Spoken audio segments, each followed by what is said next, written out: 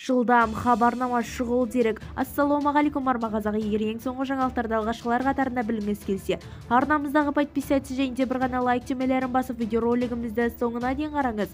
Ал онда біз бастадық. Қазақстандағы 2022 жылдың 1 шілдедегі жағдай бойынша зейнетақы орташа мөлшері 117,100-ден 467 мың теңгені құрайды. Бұл турада Қазақстан Республикасы еңбек және халықты әлеуметтік қорғау министрлігі хабарлайды деп хабарлады егемен.кз.